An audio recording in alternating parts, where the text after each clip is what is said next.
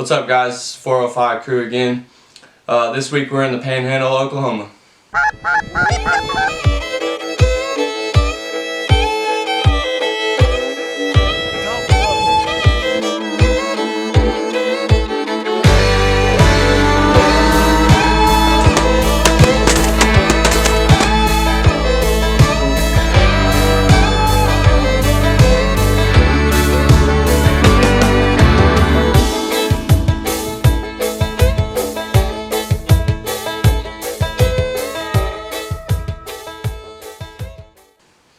So, me, my uncle, and my dad, we bought a bunch of heifers together. And my uncle's got a bunch of land up in the Panhandle. Bad drought here in Oklahoma this year, so we bought all these heifers together, sent them up to the Panhandle.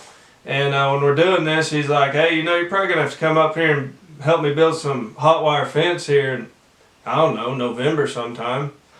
Well, that got my interest pretty good.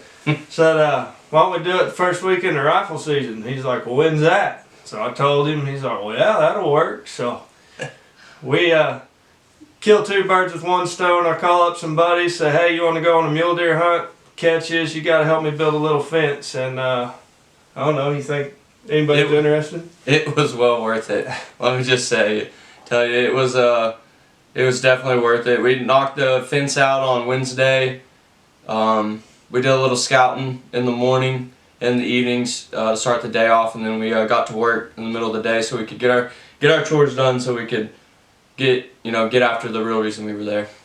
So the first morning that we went scouting, we first light. First deer we saw. First deer we saw was big old mule deer. I've been up there numerous times. I got family up there. Every time I go up there, I'm looking at deer and all this. I will say this is by far the most deer, the biggest deer that we'd ever seen being up there. So the first morning we got the deer spotted. He wasn't quite on our property. He was just east of it, of the property that we could hunt of my uncle's. So the next morning we go back and we find him again, and he was on our property, but he was right on the fence line. We just laid eyes on him, watched him for a while. We knew this was the deer we was wanting to go after come Saturday morning, and he's so close to being on the neighbor that it was going to be, we just praying that he's going to be on our property come Saturday morning. Yeah, I think our saving grace on that is he had a doe. He was with about 10 or 12 other deer. At that time, it was just, he was the only buck and the rest were does. And one was hot. He was locked down on her. So they kind of hang around. There was a pivot there of is it Milo? Yeah. Pivot of Milo that they were feeding on right there, and then headed back to the little draw canyon, whatever you want to call it, to bed for the afternoon, and then they were right back in there. So those does were our saving grace for sure. So up in the morning comes, we get out there a little bit, quite a bit earlier than we had when we were scouting. We trying to lay eyes on something, and we don't, we go to the far east side of the property, and we're driving up the road, and in the headlights there's a herd of deer that go across us. It's still too dark to see, so we didn't really see him there. We didn't know if he was there or not. We just saw some mule deer, and they were headed east. They're on the far west side of the property that we could hunt. So we went, circled around, got as far east as we could on our property, and was just hoping that they would come to us.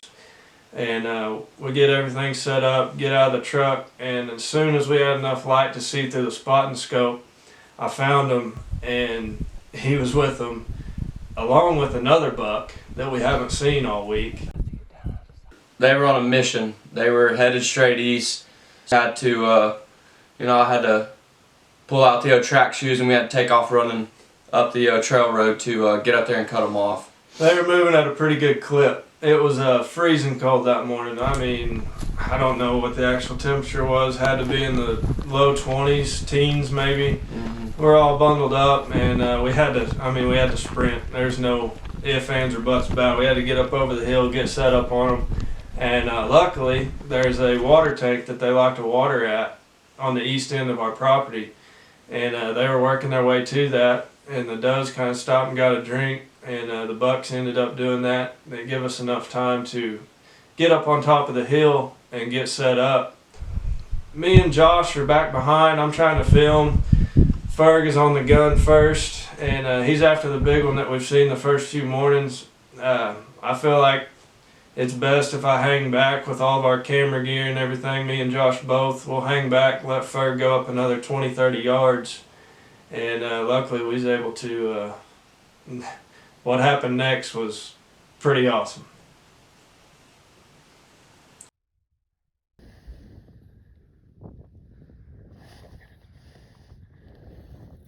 So, as Shaden stated earlier in the video, I ran up about 20-30 yards in front of the guys just to get a little higher up on the hill. Got up there on the fence, tried to get settled in. After running about 200-300 yards, my fat self, I was a little out of shape.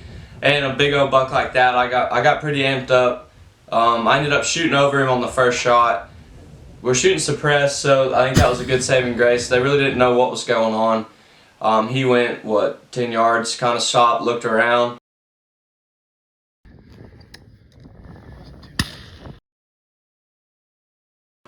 And on that second shot, he was quartering pretty hard to me. And I pulled it just a little bit. It went through the shoulder and it ended up coming right out the front of the chest. So he ran about 20 yards.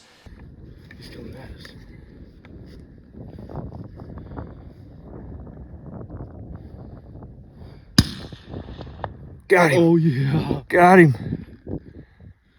And then I ended up with the follow-up, center punched him. These suckers are tough. Ended up taking 3.7 mags.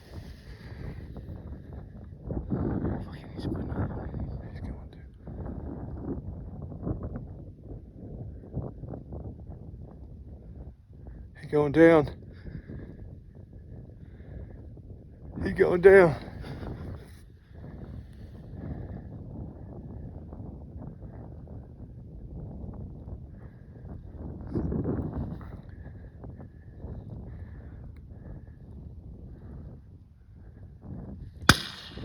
Yes, sir.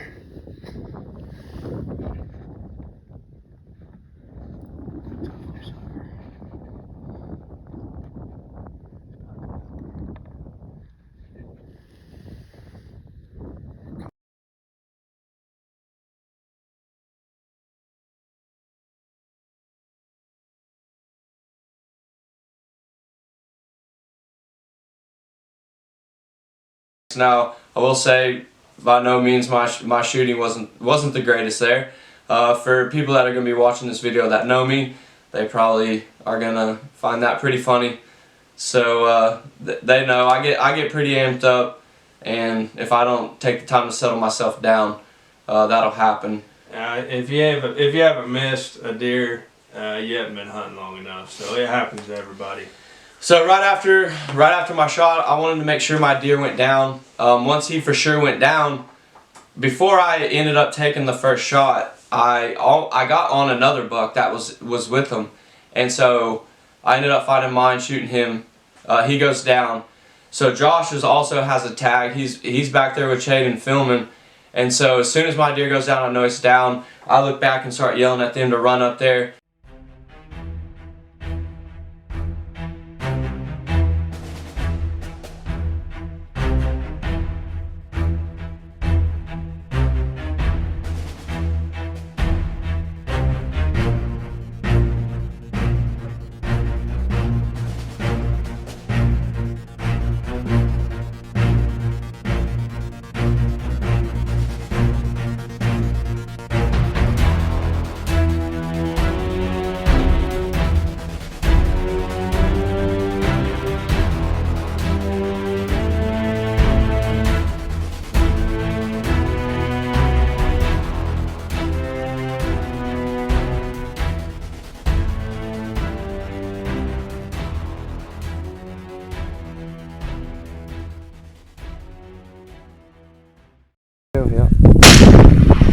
Yeah, reload. Pull a sleeve, pull out the sleeve, It's empty.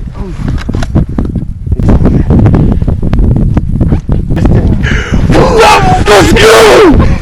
Let's go! Hell yeah. Josh runs up there, gets on the gun, and ends up putting down a good one. So we put down a double first morning of Oklahoma rifle season within about 10 minutes, 5-10 minutes of each other. So it was a pretty good day.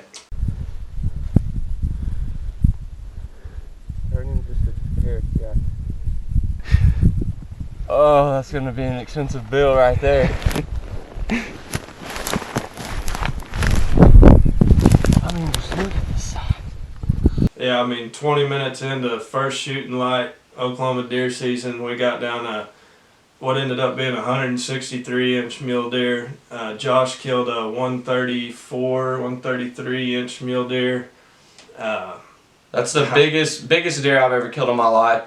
So we've had kind of a rough whitetail season leading up to this hunt. Deer that we were after called Houdini. Neighbor ended up shooting him. He ended up scoring 160. So I was pretty in my feelings about the whole deal. And then, as you know, God puts His hand in everything. We go up to the panhandle first, weekend of rifle season, and I put down a 163 mule deer. So I was pretty stoked. It's definitely a hunt that we're never gonna forget. I mean, you can see the pure joy. Like after the shot, it's like, yeah, I was jumping around like a little schoolgirl. Yeah, little fangirls out there. But I'm sure if there's a neighbor hunting, he might have been hunting. I don't know. They could probably hear us everywhere out there in the panhandle. It was awesome. We're never gonna forget it. And like I said, they're tough animals. Not real smart, as you could see. They give us plenty of opportunity there. But I think he ended up field dressing 220. 240. 240, and then Josh's deer he ended up field dressing over 200. So man, that's the first time that I've seen a mule deer up close in person. Those things their bodies are ginormous. Yeah, and I don't know, it was awesome. We also laid eyes on a giant. One that made my deer look small.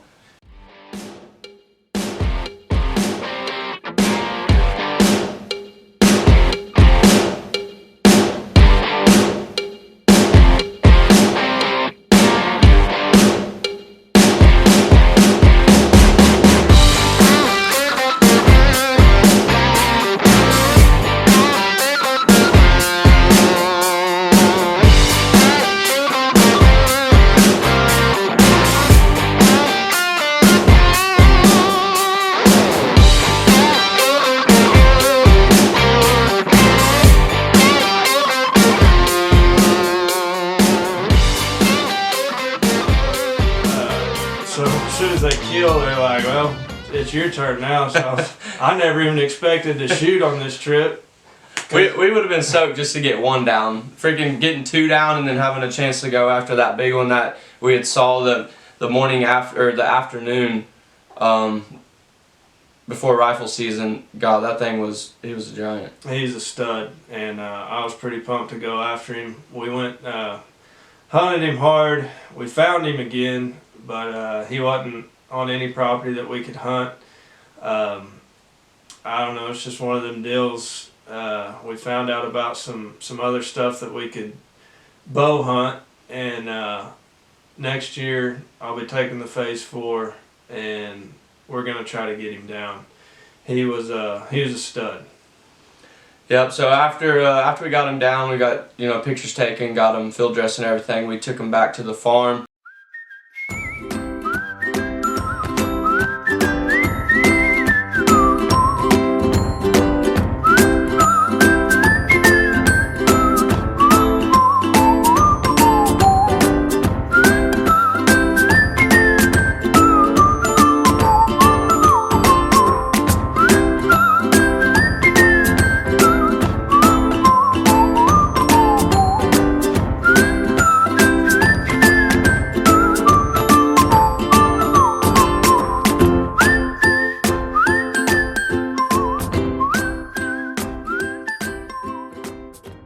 I'm getting mine mounted. I'm still working with the wife on that, on getting it, put up in the living room. But we want to. As you can see, we're in my shed right now. He might end up in here on the wall somewhere. I might have to make room for him.